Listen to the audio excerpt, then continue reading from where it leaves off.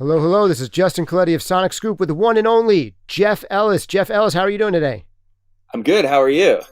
Fantastic. Better now that I got Jeff Ellis on the SonicScoop channel for the second, actually technically third time, because now this is a live chat. For those of you guys who don't know, Jeff just finished his second MixCon masterclass with us. He did one, I want to say, back in 2019, which is legendary and a favorite of a lot of people. And we had him back this year for MixCon 2023. Check out the description in the comments down below for the link to the full masterclass if you haven't seen it. But now we're going to be asking Jeff questions about his whole approach to mixing. I'll start with questions that came in during the live premiere of his masterclass. Then we'll get to live questions that are coming in right here. If you want to get bumped to the top of the queue and you really care about your question, you can do super chats. This is something that we're doing for the first time. So I see Kill Antlers put in a super chat. So we'll ask your question first. Nice. And then we'll go to questions that came money. in. Yes, it's all about the $2 that he gave us. That $2 shows that he cares. And it'll buy, a part of the tea that you're drinking right now. What are you drinking right now, Jeff? It's just diner coffee. Studio diner coffee. Then it will cover Jeff's diner coffee, your $2. So on each $2 super chat, he'll take another sip of coffee and we'll ask a question. All right. Before we get into asking Jeff all the questions, I just got to give the briefest of shout outs to our sponsors. This one is free. Thanks to our sponsors over at Kali. Great fit because they make the monitors that Jeff uses in his studio. How many Kali monitors in total do you have in your studio, Jeff? There must be like more than a dozen in there. Something. 7 plus 4 plus 7, 8, 9, 10, 11, 12. 13 because there's another sub. 14, 15, 16, 17, 19. Wow. Maybe? That was rough math. Yeah. Yeah. Rough. So he's helping keep them in business, and you guys can too. He genuinely likes them, clearly. So check him out. And I've used them. I actually have a pair of IN8s here. I was really blown away when I got the IN8s. They were the best sounding speakers I'd heard in that price range, I'd say. And just for all about time, regardless of price. Yeah, and it's not just in that price range. Like, they do potentially outperform. They're not speakers supposed to sound the best. Remember that. They're not supposed to sound the best. Yes. It's about neutral reference, right? So if they do sound the best, something's going on. So don't trust that. Yeah, but that's just something I like to remind everybody. It's like, don't go into Guitar Center and try to find the best sounding speakers, because it's not about that. It's about neutral reference, right? It should just be. So, yeah. Sorry to cut you off. Great point. And that's, I think, what I mean when I say that they sound great. Yeah, sorry to walk over you there, Jeff. I think we got a little bit of latency here between LA and New York. Well, enough of my yammering. Let's get into answering questions for the audience. Let me start out with Kill Antlers, because he put in the super chat. And he says, I'm hoping that Jeff talks about the mixing process for that Danny Brown JPEG record, as well as mastering with Dale Becker for that specific record. Was it mixed loud or mastered loud? Do you have any thoughts there? I'm not going to talk about that. Next question. That's private. Done. So, all right. I know that you'd like to shy away a little bit. I know that you like to shy away in general from specifics about specific records. Let me think about what I could talk with that. That's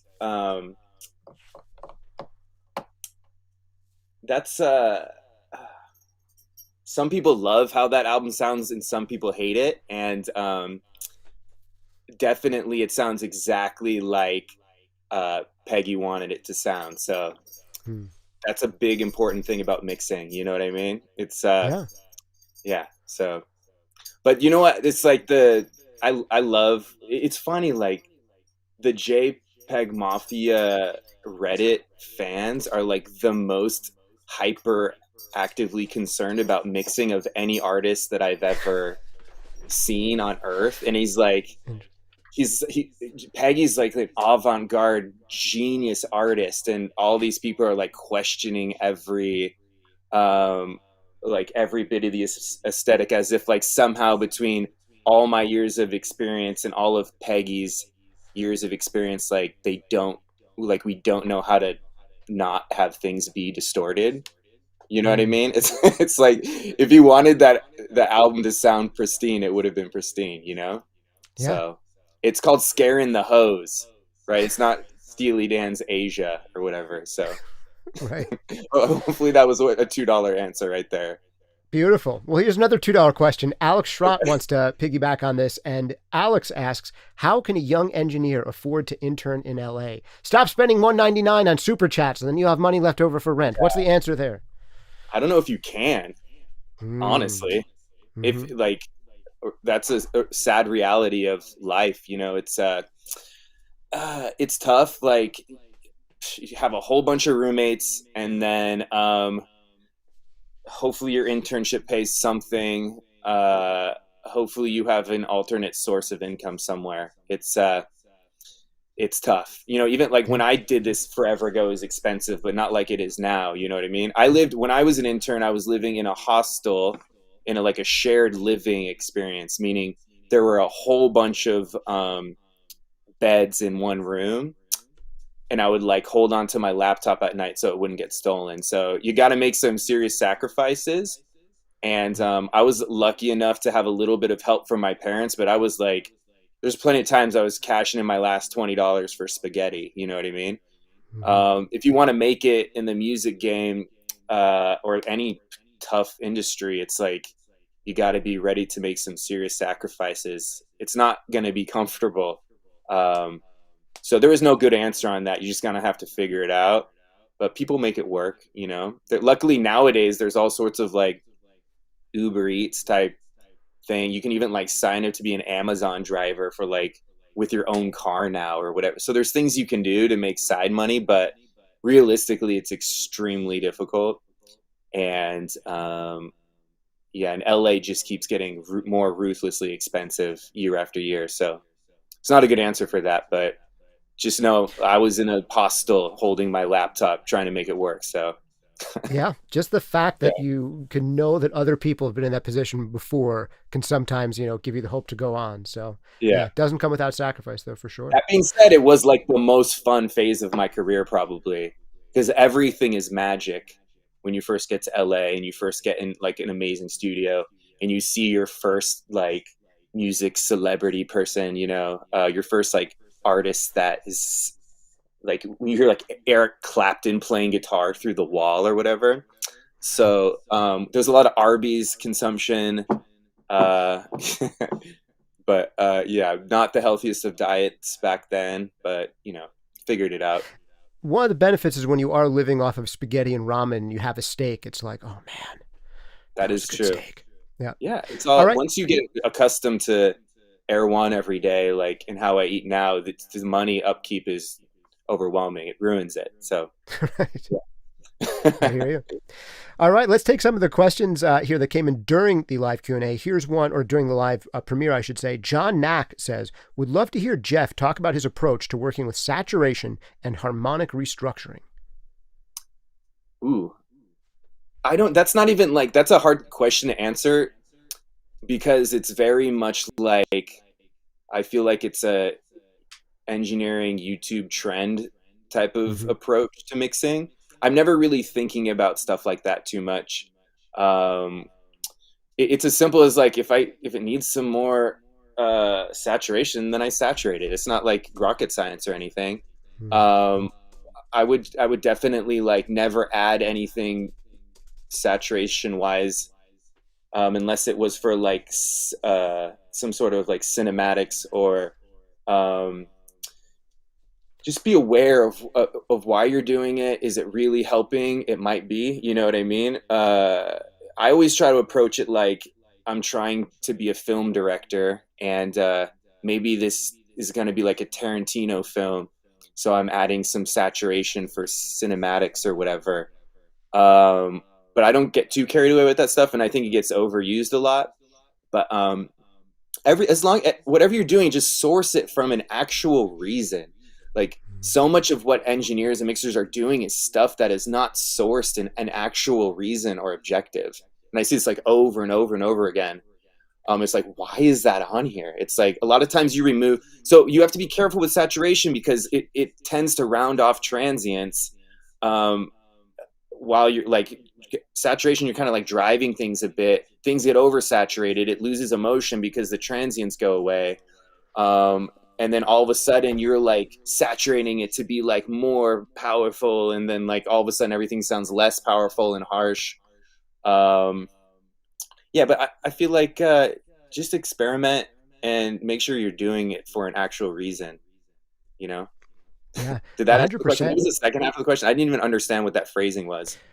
that goes beyond my. I think he says, how do you approach working with saturation and harmonic restructuring? And I think harmonic restructuring might just be a fancier way of saying saturation, but I'm not entirely sure. That's a cool phrase, but it kind of like triggers my like. That's like.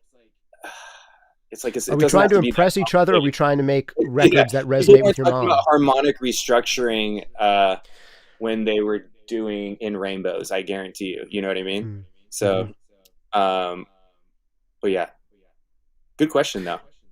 Yeah, I think you key into a couple cool things there. I think one thing that I notice a lot is sometimes in music, we do things to impress other musicians, right? And often there are musicians, you can tell they're the kind of musicians who want to impress other musicians. And those are rarely the musicians that have a huge fan base. And sometimes there's the engineers and producers who want to impress other producers and engineers. And they're rarely the producers and engineers who make records that resonate with the kids and get listened to billions of times because they're not trying to impress the right people, which is like an actual audience. Yeah, it's that. And then it's also, everybody's has this, and I've had it too, for sure. It's like there's this insecurity where we don't want to believe that we don't need all this stuff. It's actually it just can't be so easy as to have good taste. It's got to be all these like extra tricks or this and that. And if there are any real tricks, I haven't figured them out yet, other than all the basic stuff about mixer brain and focusing on emotion and being fearless in what you're doing in your mixes. All that stuff is, I think more about like taking a song and like emotionally restructuring the song. Like I hear a rough mix down and I was like, okay, we need to restructure this. So at this moment, the emotion in the song peaks, and then we're going to pull it back here and this and that. And it becomes a lot of like balancing of volumes as opposed to thinking about, saturation and this stuff. Sometimes it's cool to make something more harsh for a cinematic reason, and that would be a good reason to use saturation, because it's like, ooh, if this is a moment where like maybe the drums are more harsh, that lends itself to having a different type of emotional response because now things are aggressive, and that can be cool, Yeah. I know what you're saying. I mean, sometimes the most important things are the least explored in audio engineering YouTube, right? Because it's so easy and sexy to do a plugin demo, right? You can do plugin off, plugin on, but you never see people do the demos of like vocal up 1.5 dB, vocal down, 2 dB. And like, that's way more of an important change.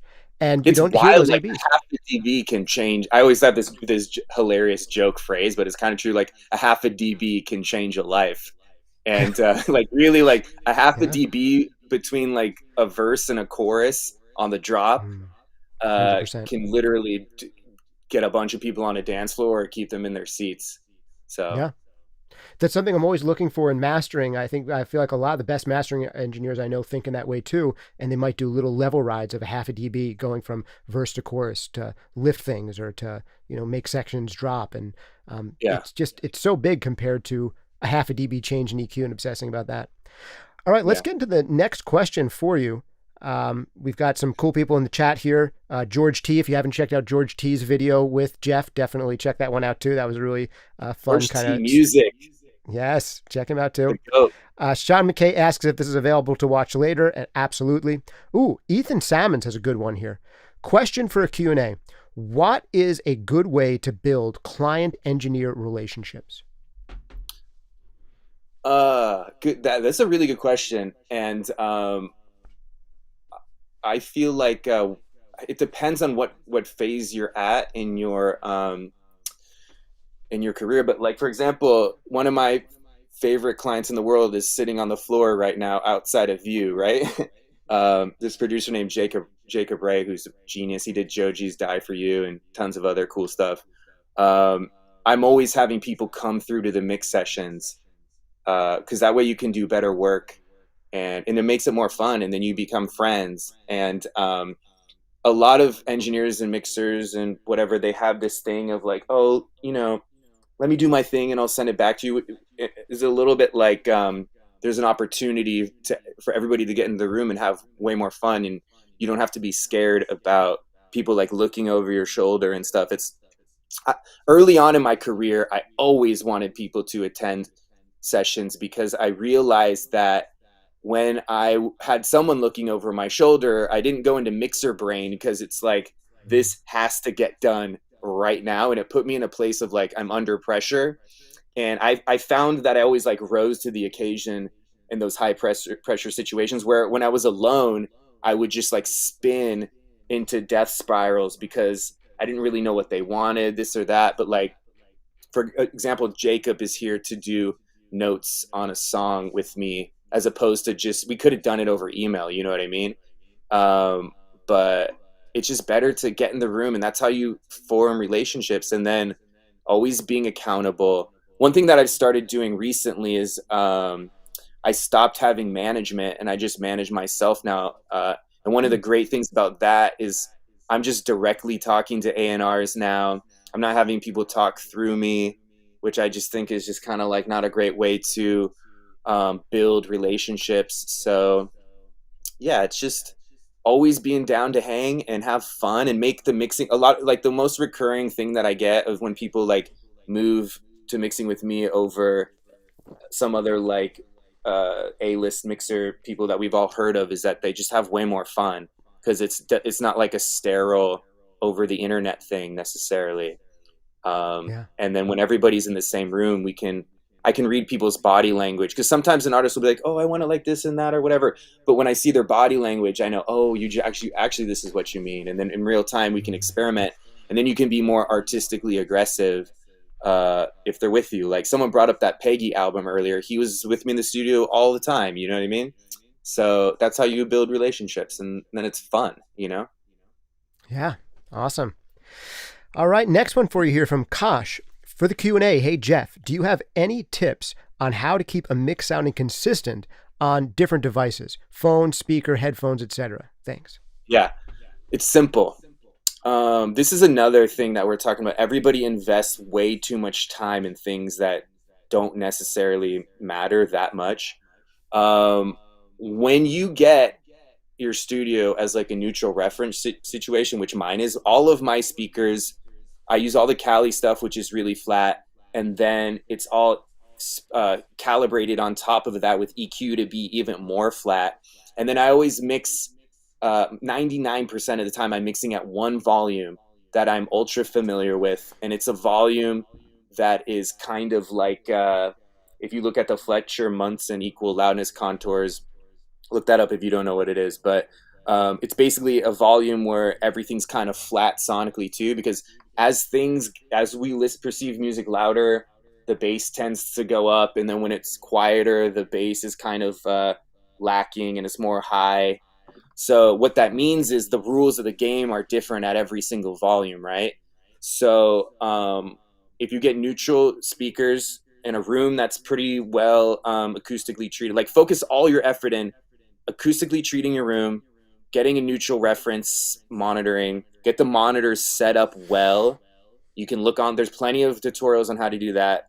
And then EQ your speakers to be flat, even more flat, and then mix at a volume, which is kind of ends up being around, I think like, I have it all on my console. It says -9 dim. That doesn't have, that's just my console. It doesn't mean anything, but that volume I think is kind of around like 80, on my what are the SPL meters, like around like 80 C weighted or whatever. I have to see exactly what it is. So basically I know when I have a mix that's kind of limited to full volume, it's going to be around that level, and then I'm making decisions that are super flat. And since I really ironed that out like to a samurai level in terms of always mixing at the same volume, having neutral reference speakers and having them calibrated, I never had zero issues ever with how they land on headphones or in my car.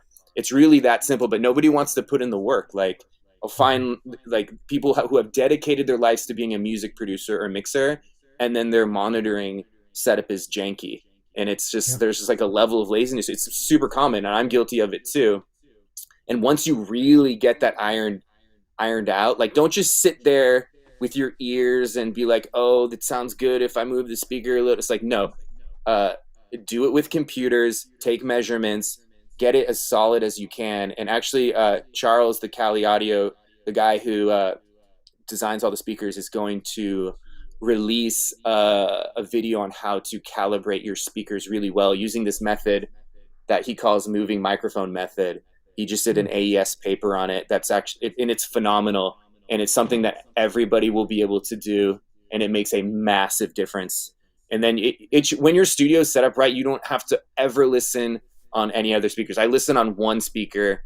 Like I switch between my two Calis, but that's like just because of orientation reasons, not because I'm like testing it out on different speakers. And then I have my normal mixing volume, and then I have my one loud volume. And then it just takes a lot of discipline to stay at that one volume. But once you master your one volume of mixing, you know the parameters of the game for that volume really well. And that'll be game changing. And then it'll always land good in your car or on headphones. 100%.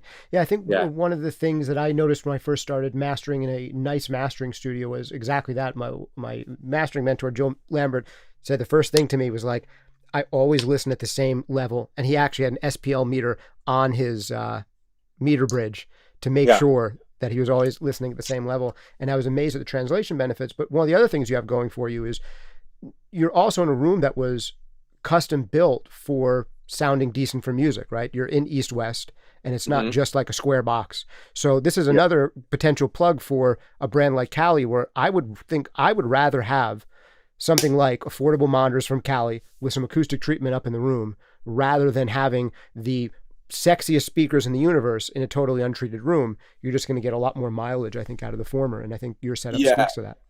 And also, sexy speakers give an inaccurate description of music, like if they're a lot of times to win speaker shootouts or to sound good as compared to other speakers, they'll like kind of hype the highs and the mids will be kind of lower, and then they'll kind of hype, and that'll kind of hype up the lows, and you get like speakers that are kind of like smiley face speakers. But the problem with that is if you're mixing through this smiley face paradigm, your mixes end up being frown face, right? Because you do the opposite.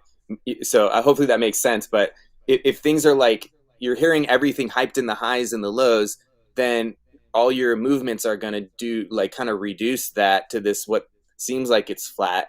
But then you go outside of your studio and you have a frown face because you did the opposite of what was reality. So you don't get the frown face mixes when you have speakers that are designed to be neutral references. And it's tough to sell speakers when they're not designed to sound good. They're designed to be accurate because they don't win shootouts. You know what I mean? But we just have to be more 100%. Educated. It's so interesting. You come up with so many things that like the same things I've been telling people in different words. And I think your words are often better, but I often tell people the same things. You're smiley face, frown face. Exactly. I'm good at being what I tell people is that your mixes will often sound like the inverse of your speakers. And the frowny face is 100% that. Yeah. All right. Another one here from Ka and Comedy. I hope I'm saying it right. This person asks question: when an artist has a separate session for vocals and one for instrumental, do you mix both of those and then try to combine them? I'm not sure if I've run into that situation myself. Okay. That happens constantly. Especially these days. And, there's no hard and fast rule about any of these things. So when a lot of what we do, I have 2 full-time assistants, is kind of like unfucking scenarios like that. Whereas, it's very common to have an artist track their vocals to a 2-track, right? So, and then that is what bounces out the rough mix that people like. So that's super common. And then no one goes back to kind of combine those two. Or if they do, before they send it to me, they fuck it up and it doesn't sound anything like the rough mix that the artist is like into. So dealing with that scenario is why I have 2 full-time assistants, and it's a lot of hours of hard work. So it all stems to this, like you have a scenario and then you form a strategy for dealing with that scenario. So there might be a situation where I'm going to mix all of these vocals in one DAW session and then like bounce out some stems and put it in Pro Tools, and then mix the beat in another session and do that and then put it into Pro Tools. That might be the optimal strategy, but there might be a situation where like, oh, actually let's try to combine them or whatever. That's one thing that we don't have a method that we use on every mix, we design our method to the song or the artist. So like whatever's optimal given. A lot of this is a strategy game. Like mixing in at a high level in 2023 is a strategy game of how do we navigate all these different DAWs and make sure everybody's production aesthetic is maintained as things are switching between DAWs, because a lot of producers will just, they'll like put it on some A&R to handle that phase, and they don't know really what they're doing, and someone sends this and it comes from here, and nobody's stems sounds like anything like what it actually was. So yeah, unfortunately, one thing that a lot of when people first start working for me, they think that there's going to be some system that we adhere to or some like magic method to make this all go smoothly, but there's really not.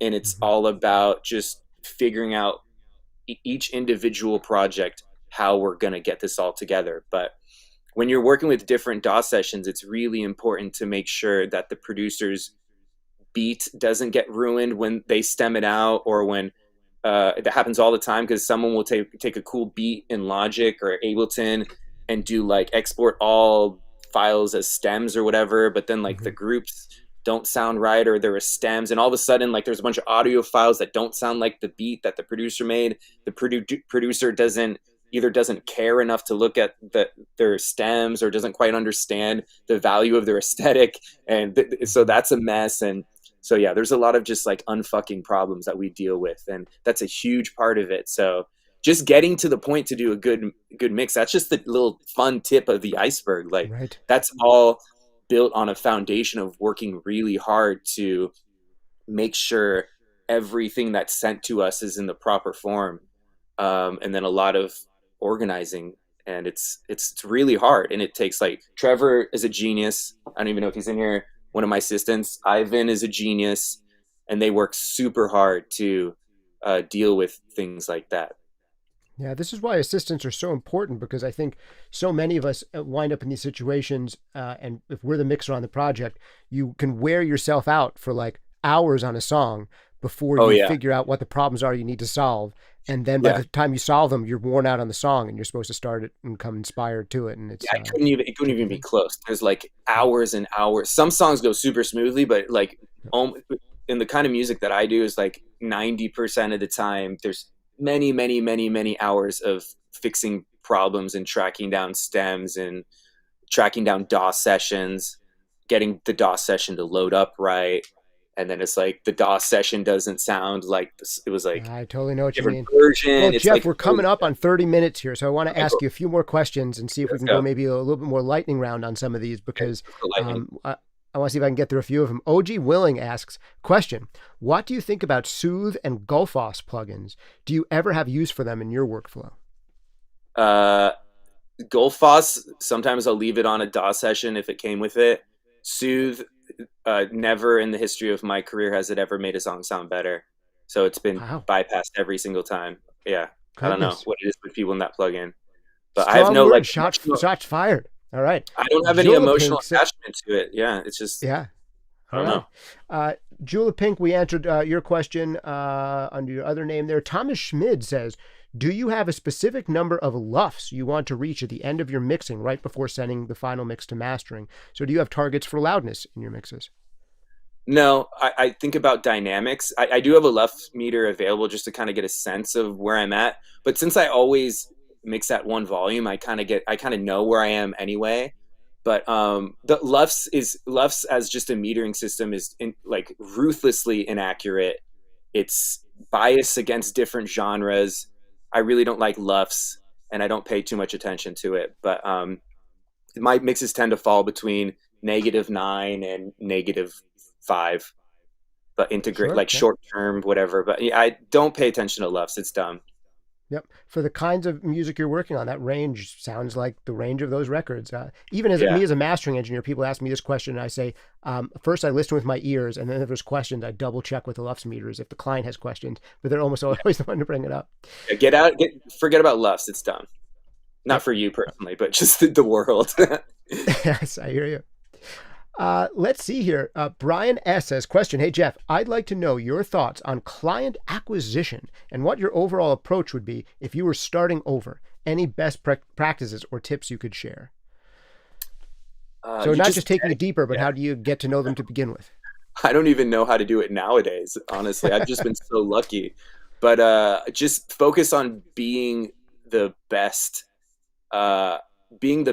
mixer on earth. And then along that journey, it should work out eventually. But yeah, I don't know. Just be the person in the beginning that's willing to go the extra mile and make it fun. Fair enough. All right. OG asks, when you're mixing in Dolby Atmos and the stereo mix was made by someone else, do you feel it necessary to match that stereo mix sonically? I feel like it should be aesthetically should be matched. Definitely. I don't like mixing Atmos for things that I didn't mix in stereo. I've done it twice on 2 Neighbourhood albums, and that was a lot of time. You're completely at the mercy of, did the stereo mixer put the aesthetic into the stems, and does the stem sound like the stereo mix? But I don't want a song to have a different artistic vision just based on, is it being listened to on Apple Music with Apple headphones and spatial audio, or just standard stereo. I think that's silly, and I think that's like engineers getting in the way of art. But if you didn't mix the stereo and you're doing the Atmos, you're at the mercy of where the stems like printed properly, and they almost never are. So it's a very difficult situation. It's one of the reasons why a huge chunk of the recorded history of music has been ruined in spatial, and it just lives on Apple Music, and it's what you get by default if you have Apple headphones. So yeah, it's tough. There's just loads of bad Atmos mixes out there because people don't have enough. They just get all engineery about it, and they lose sight of the artistic intent of the stereo, and then the headphone render just throws everything off, and it's tough. I know there's a lot of old timers who have complained about, younger kids getting sent their stereo mixes to turn into Atmos because they can do it cheaper. And part of that's possibly like, well, taking food out of my mouth, that should have been my job. But part of it is that are genuinely annoyed that like you didn't take the stereo mix and try to blow that out into Atmos. Like you try to remix it from scratch when we already decided how the record should sound. And now you're trying to reimagine a 30-year-old record. And should that be the goal? So that's a disaster. And almost every Atmos mixer I've ever met just doesn't get it. And it makes me sad, but it is what it is. Yeah. Well, hopefully on to happier material. Let's see. Alex Schrott says, question, is the traditional path of interning at a studio, then working your way up the studio hierarchy to one day become a mixer, is it still a practical option in today's day and age? A little bit, just a little bit. It was never a practical option in any age, right? It worked out for me. But you're one of the survivors. I'm one of the survivors. It can't hurt. You know what I mean? If you were going to get, it definitely can't hurt, but don't get stuck in the studio for too long. If you could become an assistant, I was never an assistant of a mixer. I think that would have helped me a lot, but then also because I did everything on my own, I had like a first principles approach to everything because I kind of had to invent everything as I went. So I think I got out of a lot of the group think that holds people back sometimes.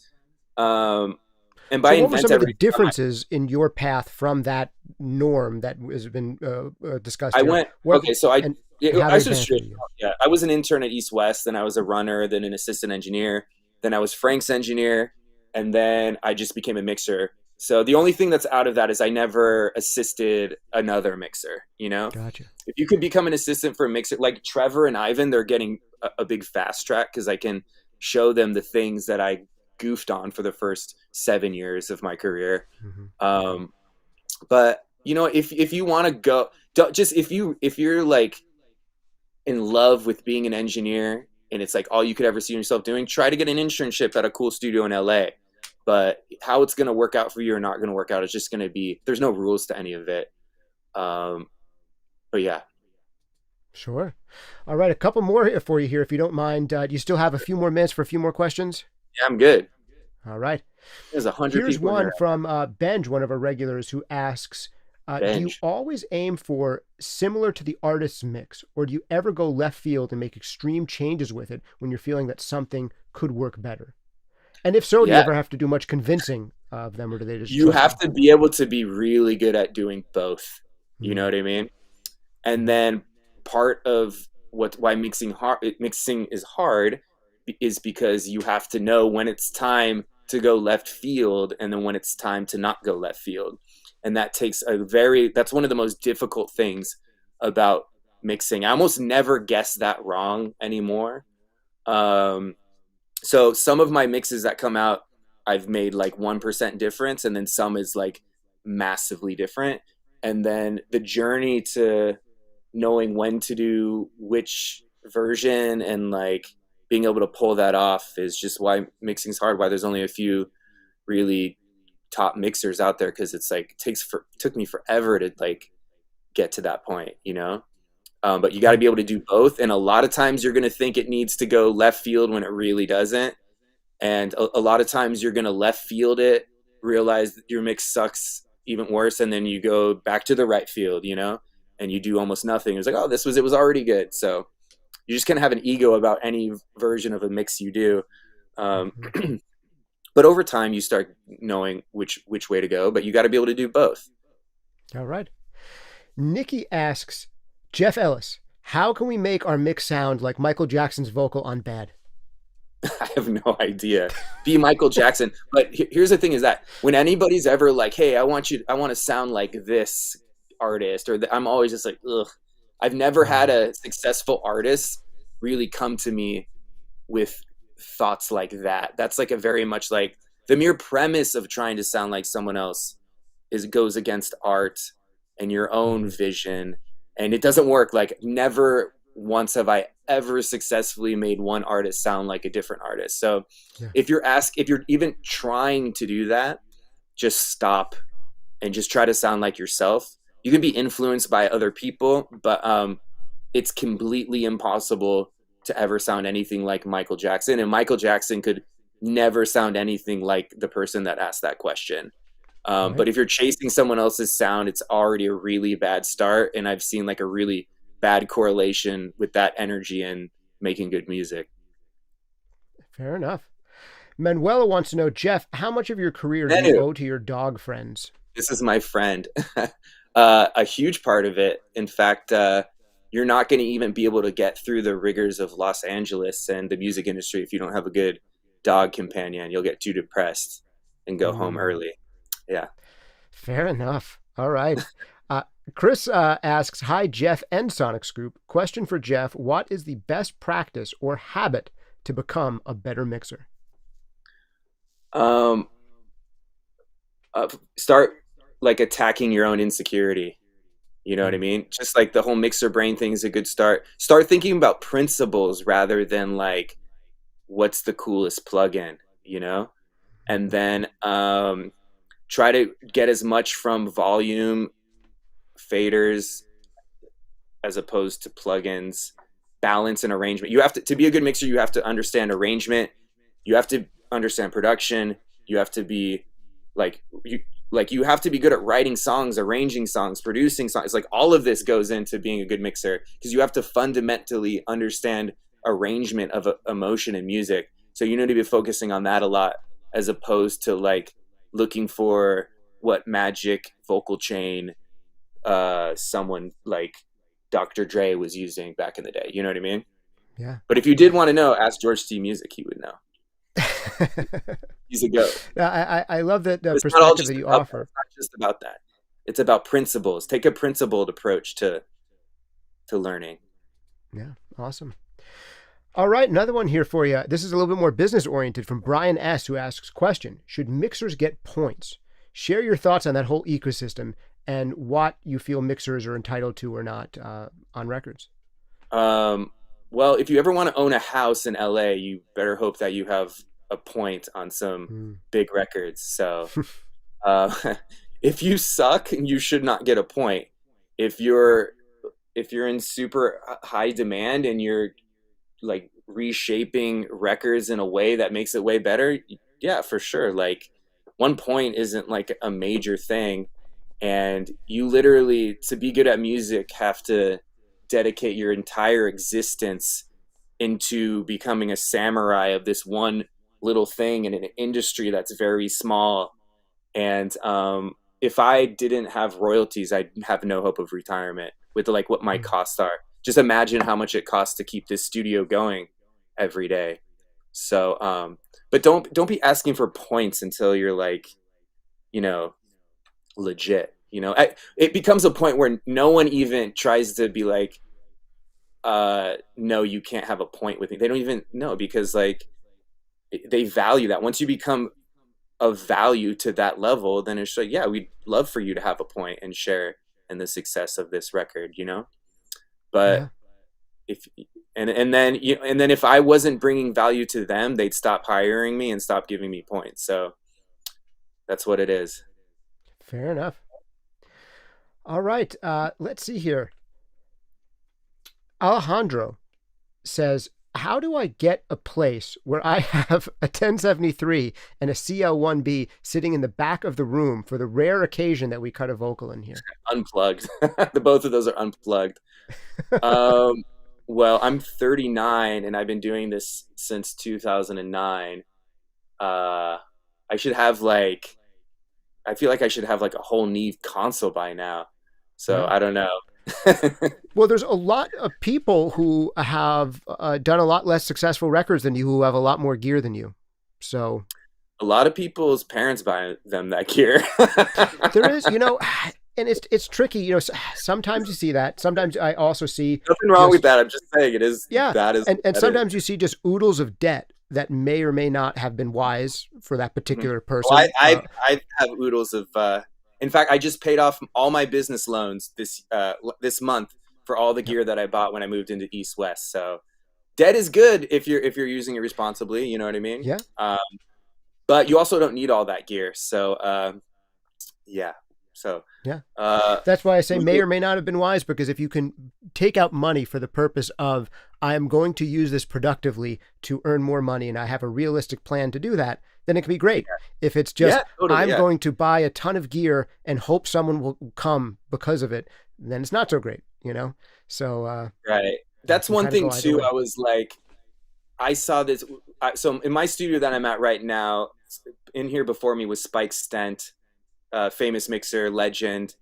And the speakers that he had, I had this stigma where it was like, I really need expensive gear, like no one's gonna think I was legit. And then I saw like photos of Spike stuff, and he has like KRKs from forever ago that aren't expensive. He had a KRK sub, which some people might like look down upon. Meanwhile, he's doing the biggest songs and they sound awesome, because it's not about that. And and then that was like a really wake up call for me. I was like, what am I doing with all this expensive stuff? That being said, man, my Avid console, which I paid a fortune for, I love that thing. So that was totally worth it. But that was on a business loan. I never had like 80 grand just to plop down on a console, you know? So I paid it off over time. Like it's, if you owned a construction company, you'd be getting loans to get a truck, you know? Yes. So yeah. It's definitely the way a lot of business is done. And I have to say just for a moment that I feel like the gear envy thing can be really dangerous. You know, a lot of us have been, if you don't come from an extremely wealthy family and you see people with tons of gear and you think, oh, their parents bought it for them and all that, and you get mad about it, I think it's kind of toxic. But yeah, don't get mad about that. An extra point of it is I've realized at a certain point that I've known people who have had a lot of gear because one of their parents died, right? Like literally they had like a parent or both pass away, and now they have some inheritance and they use it on a studio, and you could be jealous of their studio, or you could look at their studio and say, which do you think this person would rather have, like their gear or their parents back? And it's like, you know, like people don't even go there when they think with this jealous mindset. So I think it's useful to correct yourself when you get too much of that in you. Yeah. And also there's like a bad correlation between having a lot of gear and being good at music engineering. So you might be right. All right, let's go through a few more here. You've been super generous with your time. I don't want to take up too much of your time. Can we go maybe 5 or 10 more minutes and try to get through a few more? How are you feeling? All right. Yeah. And we'll probably famous producer. Did I mention Jacob Ray is on the floor? I don't remember. Okay, yeah, he's on the floor. Be producer of Die For You, Joji. You could just be making up right now. The Quincy Jones is on your floor. We have no idea. There could be like a whole sea of people down there. Oh, you. Jacob raised the new Quincy Jones. Wow. All right. Yeah, he's just on the floor right now. Next question here is, I'm not sure how to say your name. I'm sorry. I'll say Mark. Question: how is the decision to mix the latest Mayer Hawthorne album with such a big dynamic range made? So this is like almost the opposite of the first question you got, right? Yeah. I'm obsessed with that album, and I've been spreading it like a disease. Thank you. Yeah, that's awesome. I love that album, and I already heard it on. This one, like an album. It's like, I don't know who's gonna hear it. It's like Mayer Hawthorne's pretty big, but he's not like the biggest artist. But I heard it like right in a grocery store, like the freaking day after it came out, and that was awesome. So yeah, it's like, but in terms of dynamics in that, like, how else could that be? You know what I mean? In fact, because we're not in the loudness wars anymore, because everything is normalized now, pretty much. It's all about dynamic maximizing the dynamics, and we're so blessed because a lot of like the big time mixers, you go back and listen to those like loudness war records, and they sound terrible nowadays. And with all the loudness normalization on the streaming services, so this is such an awesome time to be a mixer. And then when you get an album like a Mayer Hawthorne album that is just this beautiful piece of art, you better maximize the dynamics, and because that's literally, that's your main, as a mixer, that's like your main way to get emotion is with dynamics. And if one were to mix that album any other way, it would just been bad, you know. So luckily that was like one of the rare albums that I got to mix last year or whatever, that was engineered really well. So I mean, that's so much, it's so much fun to mix music like that, because you don't get to do that very often these days. But yeah, if you're listening to this, check out Mayer Hawthorne's latest album. I think it's called For All Time. Yeah, some great mixing on that. It's like all about great dynamics, and yeah. All right. I'm going to try to skip over some questions here because I think we're getting a few that are a little bit redundant to ones that have been answered before. I'm going to ask a question that I think you might not want to answer, but I'm going to throw it out there anyway, and you not wanting to answer it is an okay answer. But Cameron says, question, I have to ask, how much of a diva is Frank when it comes to recording and mixing? I can only imagine the endless revisions with his level of perfectionism. Is there anything you want to say on that front about working with Frank, or what it's like to work with someone who's Frank is awesome. Frank is awesome. He's not a diva. He cares more about art than any other artist I've ever met. So that's not being a diva. Fair enough. Would you consider him demanding when working with people in engineering and mixing perspectives? Like, is he very involved? No more demanding than I am. You know what I mean? He's going after his vision, and he's dedicated his life to it, you know? Beautiful. I could probably be more demanding at times. Is that true, Trevor? Fair enough. No, right, let's see. Yeah. No, I just, that was an awesome phase of my life. And when you're trying to be the best in the world at something, that is going to be a lot of hard work. You know what I mean? That's not a bad thing. That's a good thing. For sure. Lolo World asks, this is one that I've liked to ask almost everyone that's on this channel, so I'm glad someone has brought it up. When do you know that you're done with a mix? Is there a certain checklist that you've accumulated through time? How do you know that you're done? You press play and then you listen to it down, and everything feels right to the end, and then you're done. If something feels wrong, then you're not done. Do you have this is my own question, I'll piggyback on it with, do you have a time target, like a window within which you'd hope to finish a mix? And is it sometimes a problem if you feel like you're done too fast, or do sometimes things go longer than that? Do you try to parameterize it in that way? I find that if it's going too long, I have to start being honest with myself that I probably went down the wrong direction. or the song isn't quite ready to be mixed and I have to talk to the producer, artist, get him in and be like, hey, here's why the mix isn't working. I can't figure out this section.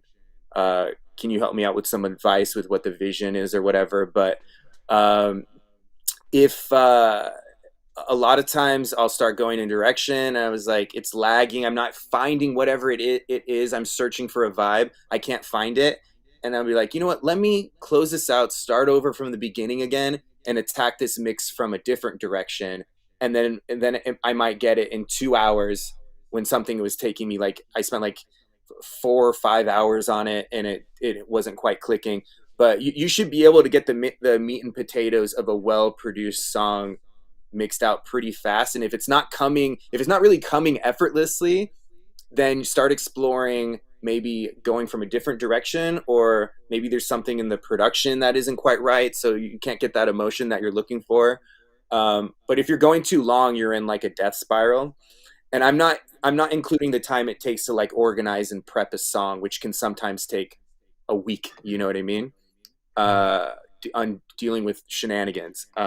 But when it's time to mix and it's all prepped and ready to go, if you're on the struggle bus, reapproach it from a different angle if you're not feeling it like kind of quickly. Great. All right. Question here is how you approach the mix bus. Do you have a set of things that you like to use? Or are you trying to be complementary to the mix bus from the artist's mix? Are you using their mix bus processing? What's your general set of thoughts there?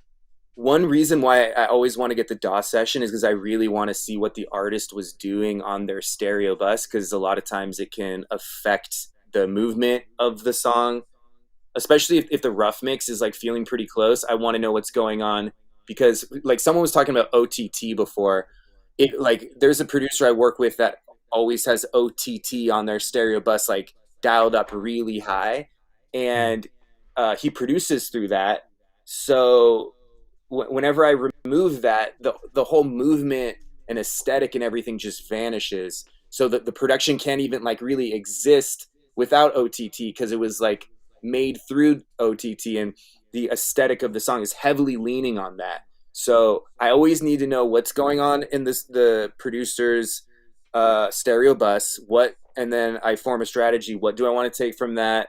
Sometimes it's everything, sometimes it's nothing. Like Jacob Ray on the floor right now had Black Box on his stereo bus, and I'm using that in my final mix, you know what I mean? So you got to be aware of all this stuff, because the aesthetic of how an 808 might grind into OTT is like cool, and it never feels right again when that's gone. So you just have to be aware. So stereo bus is everything. It's the one track in the song that everything goes through. So it's the most important track of the mix in a lot of ways. So you want to, a lot of people, their stereo bus will sound great, except maybe there's one SSL plugin on there that you'd like bypass it, and all of a sudden it's less compressed and comes alive. You know what I mean?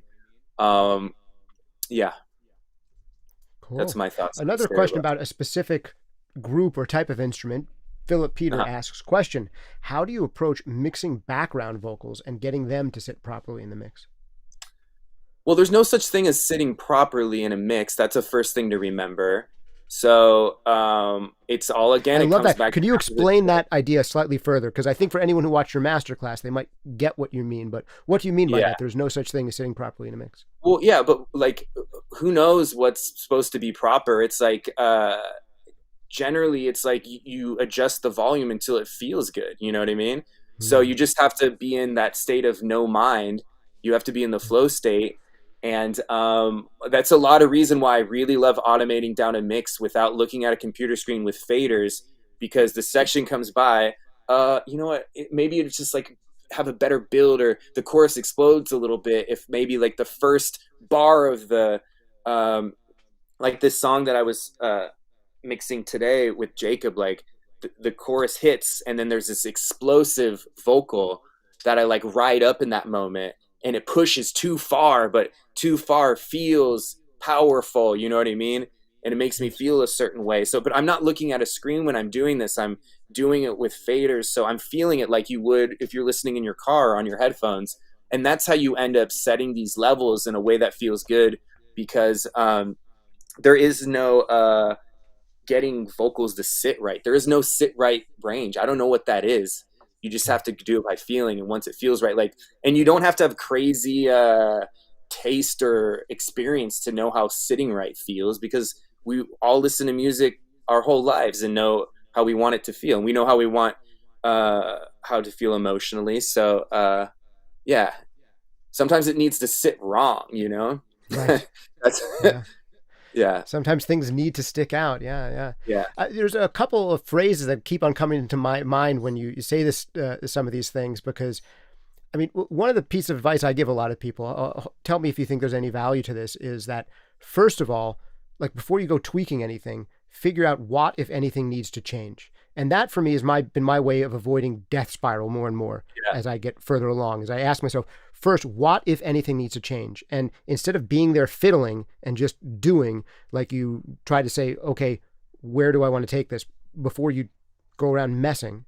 Yeah. And then the other thing that I think I would piggyback on some of what you're saying here is just how important volume relationships are in each section of the song. And you have to figure out in each section of the song, like, what are the most important elements in this section of the song? So your shaker example in Billie Jean, it's like, that's the primary instrument. And the vocal is almost like the supporting instrument that's giving us like the mood, like Michael Jackson singing about some dark stuff. We don't quite know what, but like the primary instrument when the percussion drops is almost the shaker, and it's saying the rhythm for everything else. And getting that idea of there are primary instruments, supporting instruments, and then everything else. And there's probably only one or two primary instruments, and there's probably only one or two supporting instruments. And then there's everything else. And just making those decisions is probably a big part of what you do, is figuring out what people are supposed to be driven by. Yeah, I visualize it as like I'm a stage director. And I'm like, okay, this person, this actor is being brought to center stage right now. There's a spotlight on them. And then the other supporting cast is in the back for this moment. And it's pushing and pulling throughout the stage. And you're kind of the conductor. And I'm always like, okay, at this moment, there's too many people out in the front of the stage. And now my brain is all confused. Let's figure out who's the most important person to take the starring role in this play. I'm thinking of my friend Manu in the chat, who's just in a play this weekend. Like they'll be brought out to the center for their moment to say their important line. And maybe it's like exit stage right, get out of here. Or maybe that big hook comes and drags them off. You know what I mean? But yeah, I visualize like I'm conducting a play. All right. Well, I think we're going to have to wrap it up with the very last question. It'll be a set of 2 questions that is directly related to what we were just talking about. So Ricardo has asked in here a couple of times, Jeff, when you're in mix mode and sitting at the console, how much are you doing? Is it mostly leveling and automation, or do the plugins map out onto the S6? So that's one question. Like, how much are you actually doing? And is it plugins or is it just faders? A related question from Clinton is, when you start feeling the mix, do you generally start moving the faders around from scratch, or do you respect the client's balances and enhance from there? So I think those two kind of go together. Can you give us a sense for how much you're doing the faders? Are you doing it from scratch? Are you doing it from starting with where they left off? And are you doing a lot of plugins from the console? Is it really about fader moves and fader automation? Okay. In terms of levels, like they might have spent 2 weeks balancing everything in the arrangement of the song. If you remove their levels, all of a sudden there's a million parts that don't even have a basic level on it, and it sounds like just a catastrophe. Like you won't even like understand what the song is. So this isn't like a rock band when you can quickly pull up like the lead guitar and a rhythm guitar or whatever. And back in the days when you could do like a faders down mix, there'd be like a legit engineer and producer, and basically like a tape without anything on it with all the faders at 0, would it be balanced pretty well, decently like a song, right? So but nowadays, if you're going to take all the levels out of stems or a DAW session, what you are working off of is a catastrophe at that point.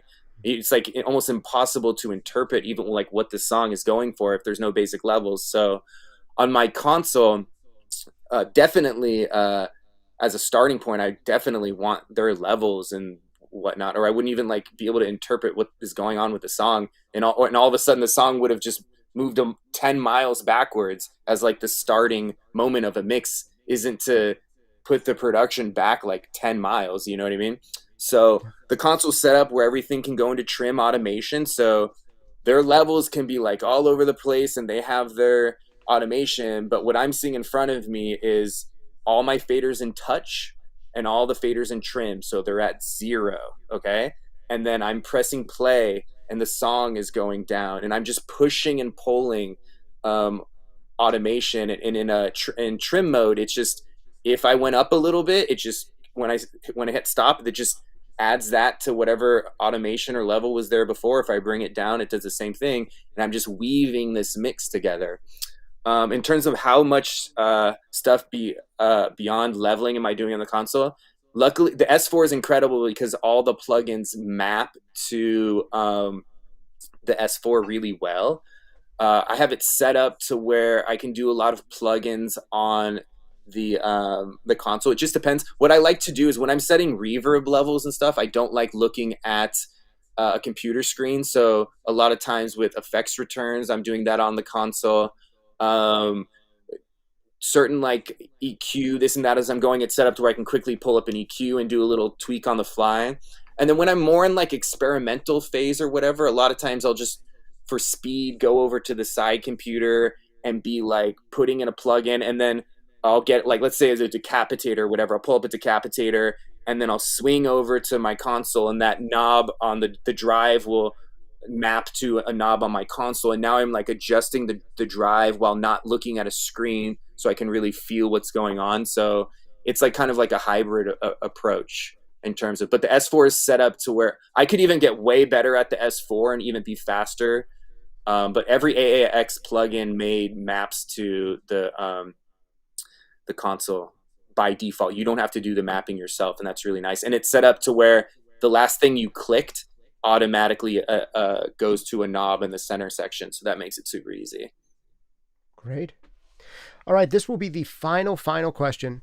I promise. It's my just one more thing. It's the last one that came in from Deepak Murthy. I'm sorry if I skipped over some of your questions. I'm trying to get to the ones that are the least redundant to stuff we've already answered. But this one's interesting. He asks, who decides how loud a kick or snare drum should be? Is it the artist or the mixing engineer or the mastering engineer?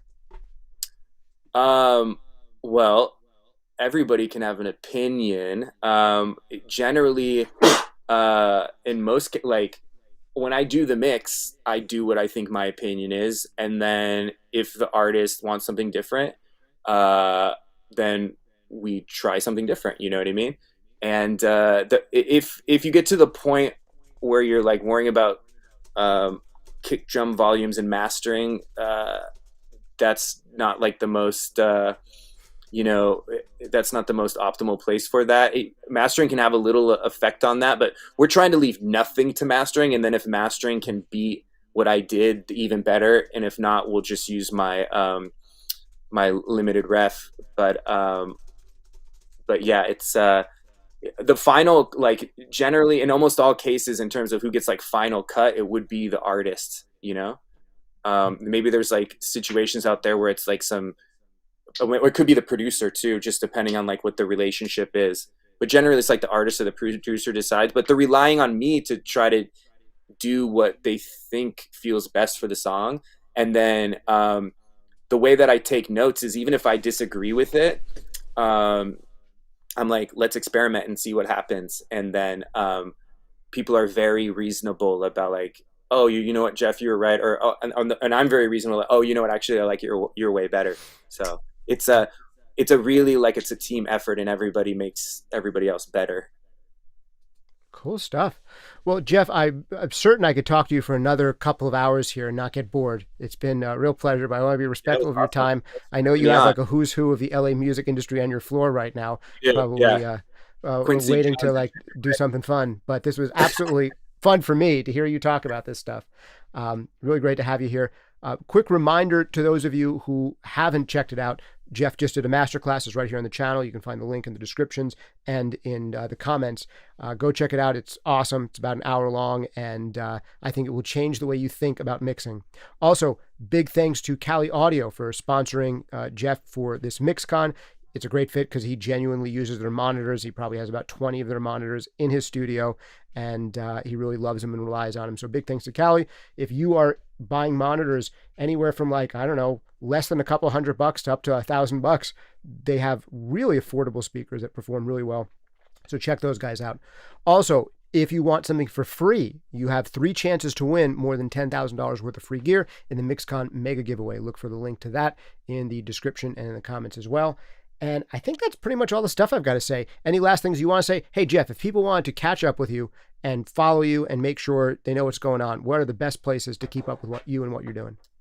I'm basically just active on Instagram, so they can follow Jeff Ellis Worldwide on Instagram. It's a lot of dog photos, and I'm working on a book that will hopefully be out someday. And then we're kind of like vaguely working on some more like educational content that we're gonna cash in on and hopefully make a ton of money selling online. But we'll see. If honestly, when you're busy mixing, there's not a lot of time to do anything else. But thank you so much for having me be part of MixCon this year, and maybe we'll do it again in a couple years. Of course, Jeff. It would be fun to have you back. Maybe you could be the only person ever to have been a MixCon 3 times. That would be an amazing honor. And but the amazing honor for today is ours. So great to have you here, man. Great pleasure. And thank you guys for hanging out with us. This has been Justin Coletti of SonicScoop with Jeff Ellis. See you next time. Thank you, Justin. Bye.